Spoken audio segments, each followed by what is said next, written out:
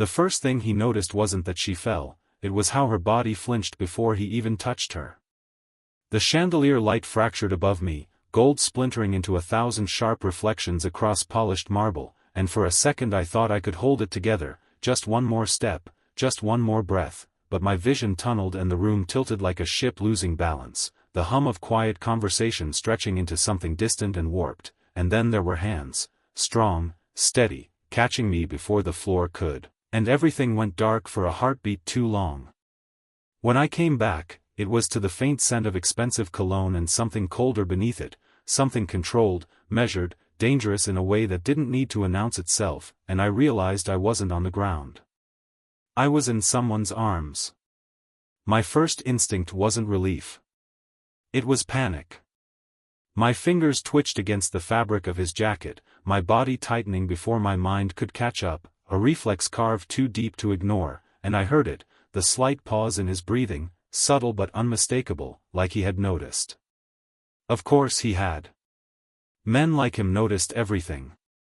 "Easy," he said, his voice low, calm, not soft but precise, like each word had been chosen before it left his mouth, and I forced my eyes open, blinking against the brightness until his face came into focus above me, older than anyone else in the room, easily in his 60s, silver threaded through dark hair, sharp features carved by time rather than softened by it, and eyes that didn't just look at you, they assessed, calculated, understood.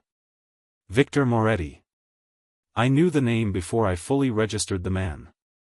Everyone did. I tried to pull away, pushing lightly against his chest, but the movement sent a wave of dizziness crashing back over me, and my balance failed before it could return. He didn't tighten his grip. He didn't need to. "I'm fine," I said quickly, the words automatic, practiced, my voice steadier than I felt, because that was the rule, always say you're fine, always make it smaller, quieter, easier to ignore, but even as I spoke, I felt it, the shift. His gaze dropped, not to my face, not to my eyes, but lower, to where my sleeve had slipped just enough when I moved. My stomach twisted. I followed his line of sight, and there it was, the faint shadow beneath makeup, the edge of something I had spent 15 careful minutes hiding in the dim light of my apartment mirror, now exposed under unforgiving chandeliers. I yanked my arm back instinctively, too fast, too sharp, and that was my mistake. Because now he knew it wasn't nothing. Silence stretched between us, thick and deliberate, the kind that wasn't empty but full of unspoken conclusions, and when his eyes lifted back to mine, something in them had changed, not louder, not more emotional, just colder, like a door had quietly closed behind them. "Who did that?" he asked, and there was no accusation in it, no anger, just a simple question that somehow felt heavier than either. I swallowed, forcing a small shake of my head, forcing a smile that didn't quite land. "It's nothing," I said again, softer this time, because saying it louder hadn't made it true the first time either. His gaze held mine for a second longer than it should have, long enough that I felt like I was being read, line by line, every excuse, every lie, every hesitation laid out in front of him like evidence, and then, just as quietly as it had come, that intensity receded. He helped me stand, his hand steady at my elbow, not gripping, not controlling, just there, and somehow that made it worse. "Be careful," he said, the words neutral, almost polite, but there was something beneath them, something I couldn't quite name, something that lingered long after he let go. Around us, the room had already moved on, conversations resuming, glasses clinking, the world continuing as if nothing had happened, but I could still feel it, the weight of his attention, the shift in the air, the sense that something unseen had just been set into motion. I didn't know then what he had seen. I didn't know what he would do with it. I only knew that for the first time in a long time, someone hadn't looked away. The moment I stepped away from him, the air felt different, like something invisible had shifted and decided not to shift back. I could still feel where. His hand had been on my arm, not tight, not forcing, just steady, and somehow that made it harder to forget. I moved through the rest of my shift on autopilot, balancing trays, refilling glasses, smiling when spoken to, all the things that made me invisible in rooms like this, but my focus kept slipping, dragged back to the same thought over and over again, the way his eyes had changed when he saw my arm, the way he had not raised his voice, had not demanded anything, had simply asked a question that did not feel optional. People like Victor Moretti did not ask questions they did not already have answers to. I made it through another hour before I finally clocked out, my hands aching, my head still light from earlier, and the second I stepped outside into the cool night air, I let out a breath I did not realize I had been holding. The street was quieter than it had been when I arrived, the city settling into that late-hour hum where everything slowed just enough to feel exposed, and I wrapped my coat tighter around myself as I walked toward the bus stop 3 blocks down, my mind already shifting back to what waited for me at home, to the careful balance of silence and timing and saying the right things in the right tone so nothing escalated into something worse. That was the routine. That was survival. The sound of a car door closing behind me made my steps falter for half a second, just long enough for instinct to kick in, my shoulders tightening, my pace quickening without thinking, but I forced myself not to turn around, not to draw attention, just keep walking, just get to the light, to the people, to anywhere that was not alone. The car did not follow. The street stayed quiet. Still, the tension did not leave my body. It rarely did anymore. By the time I reached my apartment building, my chest felt tight with it, the kind of pressure that never fully went away, just shifted shapes depending on the hour. I climbed the stairs instead of taking the elevator, listening for any sound behind my door before I unlocked it, a habit I had learned the hard way, and when I finally stepped inside, I kept the lights off at first, letting my eyes adjust to the dim outline of the room, making sure everything was exactly where I had left it. It was. For now. I moved quietly, setting my bag down, slipping off my shoes, trying to make as little noise as possible even though I was alone, because silence had become something I carried with me, not just something I needed from others. In the bathroom mirror, the truth was harder to ignore. The makeup had worn thin, the faint shadows beneath it more visible now under the harsh overhead light, and I reached for the remover with steady hands, wiping it away slowly until there was nothing left to hide behind. For a moment, I just stood there, staring at my reflection, at the parts of me I had gotten so used to minimizing that seeing them clearly felt unfamiliar, almost unreal. My phone buzzed on the counter, the sound sharp in the quiet, and my stomach dropped before I even looked at the screen. A message. No name. It did not need one. My fingers hovered over it for a second before I opened it, already bracing for the tone, the words, the expectation behind them. I read it once. Then again. And then I locked the screen without replying, setting the phone face down like that might somehow make it disappear. It did not. It never did. I gripped the edge of the sink, exhaling slowly, forcing my breathing to steady, telling myself the same thing I always did, just get through tonight, just stay quiet, just do not make it worse. But as I stood there, another thought slipped in, uninvited and impossible to ignore. A different voice. Low. Controlled. Certain. Who did that? I closed my eyes, shaking my head slightly like I could push it away, but the memory stayed, sharper than anything else from the night.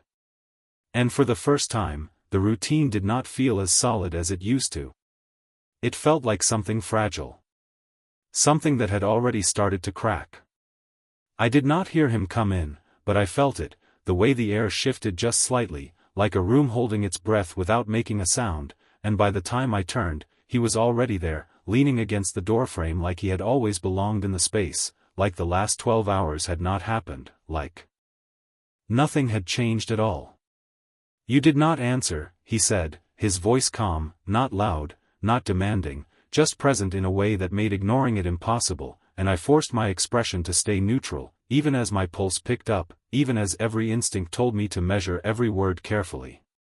I was working, I replied, setting my phone down on the counter like it had not been burning a hole in my thoughts all night, like I had not read that message 3 times before deciding silence was safer than anything I could say. He stepped further inside, slow, unhurried, closing the door behind him with a quiet click that sounded louder than it should have, and for a second, I wondered how long he had been watching me before I noticed, how often that had been the case without me realizing it. "You look tired," he said, his eyes moving over me, not soft, not concerned, just observant, cataloging, and I nodded slightly, keeping my movement small, controlled, the way I had learned to do without thinking. "Long shift," I said, reaching for a glass, filling it with water just to have something to do with my hands, something that made the moment feel normal, even though it was not. He did not respond right away, and that silence stretched again, familiar and heavy, but something about it felt different tonight, like there was an edge to it I could not quite place. "Someone touched you," he said finally, and the words were simple, almost clinical, but they landed harder than anything else he could have said, because they were not a question. My grip tightened slightly on the glass before I caught myself, forcing my fingers to relax, forcing my breathing to stay even. "I told you, it was nothing," I answered, turning just enough to meet his gaze without holding it too long, without challenging it, without giving away more than I meant to. He watched me for a second longer, then another, and I could feel it, the weight of that attention pressing against every small detail I was trying to control, every reaction I was trying to hide, and then he looked away, just for a moment, like he was considering something, recalculating. "You should be more careful," he said, echoing the same words I had heard earlier that night, but this time they did not sound like advice, they sounded like a conclusion, and before I could respond, his phone buzzed in his pocket. He glanced at it, his expression shifting almost imperceptibly, something colder settling in behind his eyes, something final, and he silenced it without answering. That alone was enough to send a flicker of unease through me, because he never ignored his phone, not when it mattered, and everything in his world mattered. "I have a meeting," he said, already turning toward the door again, as if this conversation had reached its natural end, as if nothing else needed to be said, and I nodded, because that was what I always did, what was expected, what kept things predictable. He paused with his hand on the handle, just long enough to look back at me one more time, and there was something in that look I had not seen before, not quite anger, not quite concern, something quieter, more deliberate. "Do not make plans tonight," he said, his tone even, controlled, leaving no room for argument without raising his voice even slightly, and then he was gone, the door closing softly behind him, leaving the apartment too quiet in his absence. I stood there for a moment, staring at the space he had occupied, my mind trying to catch up to the shift I could feel but not fully understand, the way the night seemed to be tilting in a direction I had not chosen. Outside, somewhere down the street, a car engine started, then faded into the distance, and I realized I was still holding the glass in my hand, the water untouched, my reflection faintly visible on its surface. I set it down slowly, my fingers lingering on the edge of the counter as that same thought returned, sharper now, impossible to ignore. He had not asked this time. He had decided. And for reasons I could not explain, that felt more dangerous than anything that had come before. I did not like the way the apartment sounded after he left, the quiet felt too complete, too deliberate, like something had been removed from the space and not replaced, and I kept replaying his last words in my head, not as a warning, not even as a request, but as something final, something that did not expect to be questioned. "Do not make plans tonight." I told myself it did not matter, that I had nowhere else to be anyway, that most nights already looked exactly the same, measured and careful and built around avoiding anything that might shift the fragile balance I lived inside, but the difference was not in the words, it was in the way he had said them, the certainty behind them, the quiet assumption that I would listen. My phone buzzed again on the counter, sharp and insistent, and this time I did not wait before picking it up, my chest tightening before I even unlocked the screen. Another message. Short. Direct. Asking where I was. Asking why I had not answered. I stared at it for a second too long, my mind already running through the possibilities, the tone I would need to use, the explanation that would not trigger something worse, and I typed back carefully, keeping it simple, keeping it neutral, keeping it safe. "I am home. Long shift." I hit send before I could overthink it, before I could rewrite it into something smaller, softer, easier to accept, and I watched the screen like it might respond immediately, like it always did. 3 dots appeared. Disappeared. Appeared again. My grip tightened around the phone, my breathing slowing on purpose, counting in and out the way I had taught myself to do when things started to spiral, but the tension did not ease. It never really did anymore. Minutes passed, stretching longer than they should have, until finally the reply came through, just one line that somehow managed to feel heavier than an entire conversation. Stay there. I will come by. My stomach dropped, that familiar weight settling low and sharp, and I set the phone down slowly, pressing my palm flat against the counter like I needed something solid to hold on to. The clock on the wall read 9:12 p.m. Too early to sleep. Too late to leave without making it obvious. My eyes drifted toward the door, then to the window, measuring distance without meaning to, calculating options that did not really exist, because leaving was never as simple as just walking out. Not anymore. I moved through the apartment on instinct. Checking things that did not need checking, straightening items that were already in place, anything to keep my hands busy, anything to quiet the growing sense that tonight was not going to follow the same pattern as every other night.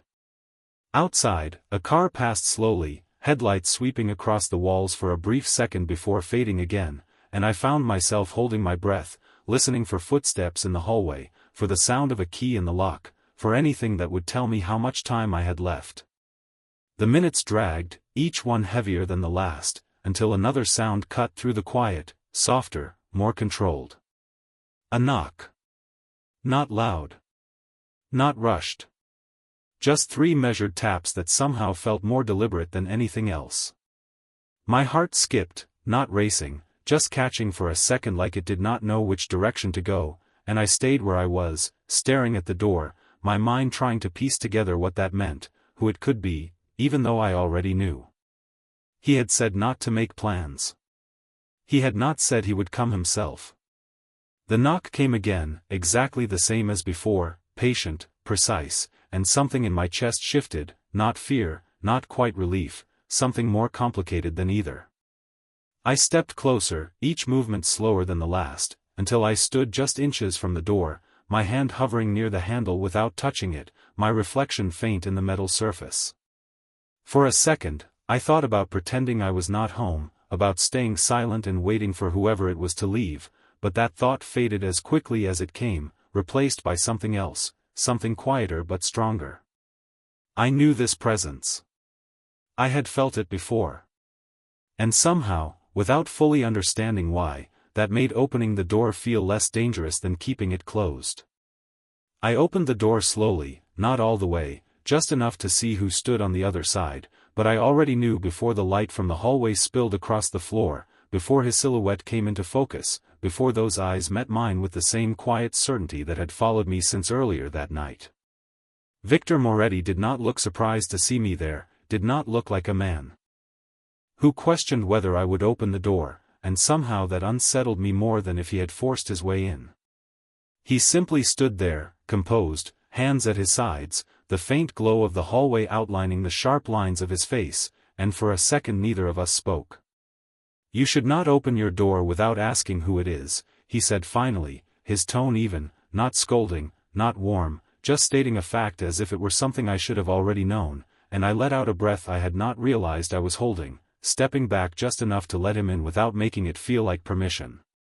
He moved past me without hesitation, his presence filling the apartment in a way that made the space feel smaller, more contained, and when the door closed behind him, the quiet returned, heavier than before. "I thought you had a meeting," I said, my voice steady but softer than I intended, and he glanced at me briefly before looking around the room, taking in every detail like he was mapping it, memorizing it, deciding something I could not see. "I did," he replied, "I chose to be here instead." The words landed differently than I expected, not dramatic, not emphasized, just factual, and that made them harder to dismiss. I shifted slightly, my arms crossing instinctively before I forced them to relax, aware of how small movements could say more than words if someone was paying attention closely enough. He noticed anyway. Of course he did. "Someone is coming," he said, turning his gaze back to me, and it was not a question, not even a guess, just a conclusion delivered with quiet certainty, and my chest tightened before I could stop it, that familiar tension rising again, sharp and immediate. "It is nothing," I answered quickly, the words coming too fast, too practiced, and I knew the moment I said them that they sounded exactly like every other denial he had already seen through. His expression did not change, but something in his eyes sharpened, like a lens focusing on the smallest detail. "You keep saying that," he said, taking a slow step closer, not threatening, not rushing, just closing the distance in a way that made it impossible to ignore him, "and yet your body disagrees." I swallowed, holding my ground even as every instinct told me to step back, to create space, to avoid the weight of his attention, but something else kept me still, something quieter, something that did not feel like fear. "You do not need to be here," I said, trying to redirect, trying to regain control of the moment, but he shook his head once, almost imperceptibly. "Tonight, I do," he replied, and there was no force behind it, no raised voice, just a calm decision that sounded final the moment it was spoken. The knock came then, louder this time, sharper, breaking through the fragile stillness of the room and freezing me in place, my heartbeat stumbling before it picked up again, faster now, louder, impossible to ignore. My eyes flicked to the door, then back to him, and for a split second, I did not know what to do, which instinct to follow, which version of myself would keep me safer. Victor did not move toward the door. He did not rush, did not react the way I expected. He simply looked at me, steady and unshaken, like the sound meant something entirely different to him than it did to me. "You can open it," he said quietly, and the words felt less like permission and more like something else entirely, something controlled, something deliberate. My hand trembled slightly as I reached for the handle, the metal cool beneath my fingers, and I hesitated for just a second, aware of both presences now, one behind me, one waiting on the other side, and for the first time, the choice did not feel as one-sided as it always had. I turned the handle slowly, the door opening inch by inch, and I felt it then, clear and undeniable, the shift in everything I thought I understood about control. Because this time, I was not facing it alone. The door opened just enough for me to see his face, and everything inside me tightened at once, that familiar mix of anticipation and dread settling into my chest before a single word was spoken, because I knew that look, the way his jaw set slightly, the way his eyes scanned past me before settling back, already searching for something he believed belonged to him. "You did not answer," he said, his voice low, controlled, not loud enough to draw attention from the hallway but heavy enough to fill the space between us, and I forced my hand to stay steady on the door, forced my shoulders not to tense the way they wanted to. "I told you I was working," I replied, keeping my tone even, careful, the way I had learned to do over time, but before he could respond, before the moment could fall back into the same pattern it always followed, something shifted behind me. I felt it before I saw it, that quiet presence moving closer, unhurried, deliberate, and then Victor was there, not touching me, not stepping in front of me, just close enough that I could feel the difference, the contrast, the way the air seemed to settle differently with him in it. "You are not expected here," Victor said, his voice calm, almost polite, but it carried in a way that made the hallway feel smaller, more contained, and for the first time since I had opened the door, the man in front of me hesitated. It was subtle, barely noticeable if you were not looking for it, but I saw it, the slight pause, the recalculation behind his eyes as he took in the older man standing just behind me, as he tried to place him, understand him, measure him. "This is not your concern," he answered after a second, his tone sharpening just enough to betray the shift, and my stomach tightened again, that familiar tension rising, but Victor did not react the way I expected. He did not step forward. He did not raise his voice. He simply stood there, composed, his gaze steady, his posture unchanged, like he had already decided how this would end and saw no reason to rush it. "It became my concern the moment she opened this door," Victor replied, and the words were simple, direct, leaving no room for interpretation without needing to push further, and something about that made the silence that followed feel heavier than any argument could have. I could feel both of them now, the contrast impossible to ignore, one familiar in all the ways that had taught me to be careful, to be quiet, to make myself smaller, and the other unfamiliar in a way that did not feel uncertain, just controlled, deliberate, like a line had been drawn without being announced.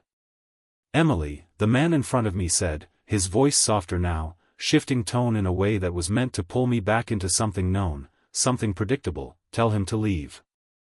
My name sounded different coming from him in that moment, less like a call and more like a claim, and for a second I felt that pull, that instinct to smooth things over, to de-escalate, to return everything to the balance I understood. But when I looked back, when my eyes met Victor's, I did not see pressure, I did not see expectation, I saw something else entirely. Stillness. Confidence. The kind that did not need to ask for anything because it assumed the outcome was already decided. My throat tightened slightly, the words catching for just a second before I found them. "He is not leaving," I said quietly, and the moment the sentence left my mouth, I felt it, the shift, not in the room, but in me, like something I had been holding in place for too long had finally moved. The silence that followed was different this time, sharper, more defined, and the man at the door straightened slightly, his expression changing in a way I recognized immediately. But before anything else could be said, before the moment could tip back into something familiar, Victor spoke again, his tone unchanged, his presence steady. "You should go," he said, not as a suggestion, not as a demand, just a statement delivered with quiet certainty, and for the first time since I had known him, I saw hesitation on the other side of the door, real and undeniable. The hallway felt narrower now, the distance between us heavier, and after a second that stretched longer than it should have, the man exhaled slowly, his gaze lingering on me for just a moment before shifting back, recalculating again. "This is not over," he said finally, the words quieter now, less certain than before, and then he stepped back, turning without another word, his footsteps fading down the hallway until the silence returned once more. I did not close the door right away.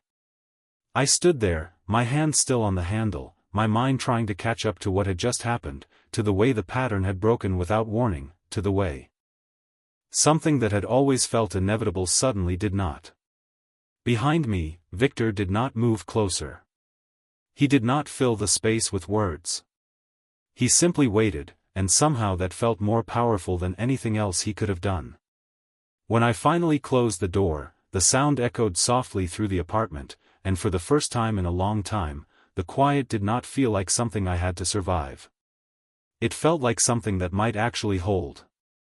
The quiet after the door closed felt different, not empty, not tense, but unfamiliar in a way that made me stand still for a second longer than I needed to, my hand still resting against the handle as if I was making sure it was real, as if I expected it to shift back the moment I let go. I had spent so long bracing for what came next that the absence of it left a space I did not know how to fill. Behind me, Victor had not moved. I could feel it, the steadiness of his presence, not pressing, not crowding, just there in a way that did not demand attention but held it anyway. I turned slowly, my back resting lightly against the door, my eyes finding him where I had left him, exactly as before, composed, watching, but not in the way I had grown used to from others. There was no impatience in it, no expectation I needed to meet. Just observation. "He will come back," I said, the words quieter than I intended, more honest than I had planned, and Victor inclined his head slightly, like he had already accounted for that possibility long before I spoke it out loud. "No," he replied, and there was no hesitation in it, no room for doubt, just a calm certainty that settled into the room like something final. I blinked, a small frown pulling at my brow without permission, because that was not how things worked, not in my world, not in the pattern I had learned to navigate, and yet something in his tone made arguing feel pointless. "You do not know that," I said, softer now, not pushing, just stating what had always been true for me, but he stepped closer then, not abruptly, not forcefully, just enough to close the distance between us until I could see the finer lines at the corners of his eyes, the quiet control in the way he held himself. "I do," he said, and that was it. No explanation. No elaboration. Just certainty. I held his gaze for a second longer than I should have, searching for something behind it, some sign that this was just confidence, just assumption, but I did not find it. What I found instead was something steadier, something that did not need to prove itself. My shoulders dropped slightly before I realized it, a tension easing that I had not consciously been holding, and that shift alone unsettled me more than anything else that had happened that night. "You should sit," he said after a moment, his tone unchanged, and I almost laughed at the normalcy of it, at the way the suggestion felt so ordinary against everything else, but my legs felt unsteady when I moved, so I did not argue. I crossed the small space to the couch, lowering myself down slowly, aware of his presence the entire time, aware of the way he gave me space without stepping back, like he understood distance without needing to create it physically. He moved toward the kitchen without asking, filling the glass of water I had left untouched earlier and setting it on the table in front of me, not handing it directly, not forcing interaction, just placing it within reach. "Drink," he said, and this time I did not resist, my fingers wrapping around the glass as I took a small sip, the coolness grounding in a way I had not expected. The silence that followed was not heavy. It was not sharp. It simply existed, and for once, I did not feel the need to fill it. "Why are you here?" I asked finally, the question slipping out before I could stop it, not defensive, not accusing, just genuine in a way I was not used to allowing. He did not answer right away, his gaze shifting slightly, not away from me, but through me, like he was considering something beyond the moment, beyond the room. "Because you needed someone to be," he said after a second, and the simplicity of it caught me off guard, the lack of anything hidden behind it making it harder to question. I looked down at the glass in my hands, watching the faint ripple of water as my grip tightened slightly. And for the first time, the thought that followed did not come with immediate resistance. It came quietly, almost cautiously, like something testing the edges of a space it had not been allowed to occupy before. Maybe I did. I did not realize how tired I was until I stopped bracing for something to happen, until the space around me stayed quiet long enough for my body to catch up with everything it had been holding back, and the weight of it settled slowly, not overwhelming, just present in a way that made every movement feel heavier than it should have. The glass in my hand was half empty now, condensation forming along the sides, cool against my fingers, and I focused on that for a moment, something simple, something real, instead of the thoughts trying to push their way back in. Victor had not moved far. He remained where he was, not watching me in a way that felt intrusive, not looking away either, just there, steady, like a constant I had not expected but could not ignore. "He said it was not over," I murmured after a while, the words coming out softer than I intended, more to the room than to him, but he heard them anyway. "Of course he did. People say many things when they are unsure," he replied, his voice even, almost detached, and I glanced up at him, trying to understand how he could sound so certain about something that had always been unpredictable for me, something that had never followed clear rules. "You are not concerned?" I asked, and this time there was a trace of something else in my voice, not fear exactly, not doubt, something closer to curiosity, like I was trying to understand a language I had never learned. He tilted his head slightly, considering the question, and for a second I thought he might dismiss it, move past it the way he had done with other things, but instead he stepped closer, not enough to crowd me, just enough to make the answer feel intentional. "Concern is useful when there is uncertainty," he said, and his gaze held mine for a moment, steady, unwavering. "This is not uncertain."